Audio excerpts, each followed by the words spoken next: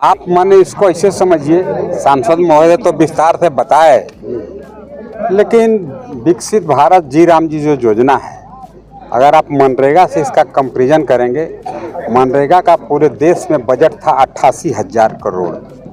उस बजट के आकार को बढ़ा दिया मोदी जी ने, अभी उस बजट के आकार को कर दिया 1,50,000 करोड़। तो 88,000 करोड़ से 1,50,000 करोड़ ज़्यादा होता है। सबसे पहला बात तो ये है, इसलिए सरकार का नियत बहुत साफ है। सरकार मजदूरों को और ज़्यादा दिन तक रोजगार मिले, उसके लिए ये योजना को लाया है।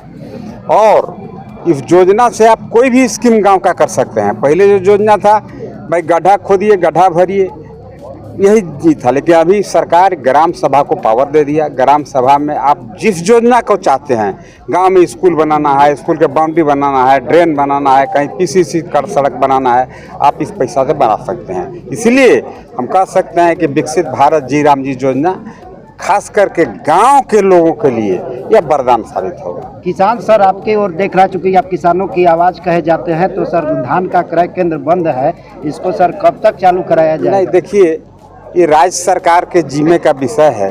पूरे गढ़वा जिला में एक्चुअली 5 लाख टन धान का पैदावार है। 5 लाख टन सरकार को धान खरीदना चाहिए, लेकिन सरकार अपना निकम्मापन को छुपाने के लिए, पैसा है नहीं सरकार के पास, पैसा दुरुपयोग हो रहा है। जैसे बानर के हाथ में नारियल वाला कहावत है कि बानर के हाथ में नारियल लग गया तो फोड़ के थोड़े मन भोग में डाल के खाएगा मर्दे, फोड़ के छीट छाट देगा। वैसे ही इस राज्य सरकार का भी वही हाल है।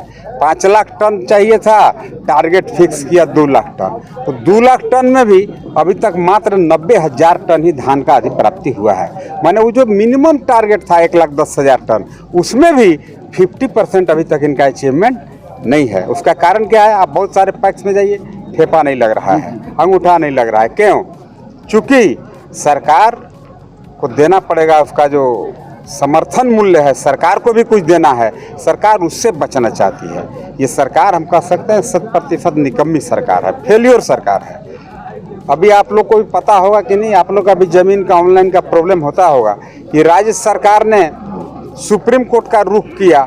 जब हाई कोर्ट कहा कि गरमजर हुआ जमीन गरमजर मालिक के नाम से उसका मोटेशन कर दीजिए, रसीद काट दीजिए, उसके खिलाफ राज्य सरकार सुप्रीम कोर्ट में केस दायर किया कि नहीं, गरमजर हुआ जमीन गरीब के नाम में कभी भी नहीं होना चाहिए। और यहाँ आएगा तो चुनाव में भाषण देते हैं जो हम भी चाहते हैं जो गरीब का भला हो, हम भी चाहते हैं जो गरीब का जमीन मोटेशन हो, ऑनलाइन हो।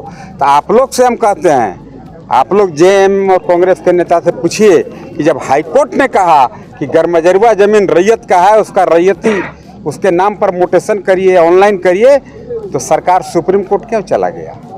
कथनी और करनी में कुछ अलग, चौका में कुछ और चौकी में कुछ। यहाँ आएंगे अलग बात बोलेंगे और वहाँ रियल में दूसरा काम करेंगे। अभी देखिए ना, मिथिलेश ठाकुर 5,200 करोड़ रुपया चुरा के अब पगुरात चल रहा है।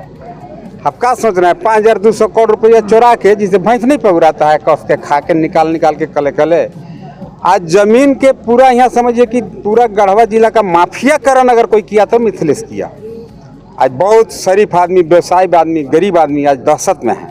कई गरीब लोगों का जमीन आपराधिक क्रिमिनल जबरदस्ती ला करके लूट रहे हैं। मेराल के ही पटवा का जमीन लूट लिया अपराधी लोग, गढ़वा से ला करके क्रिमिनल लोग। हर जगह अपराधीकरण हो गया है। हम ही कहेंगे, एक बार मिथिलेश ठाकुर को यहाँ के लोगों ने मत दे करके जिताया, उसका खामियाजा हमें लगता है कि 20 साल भुगतना पड़ेगा।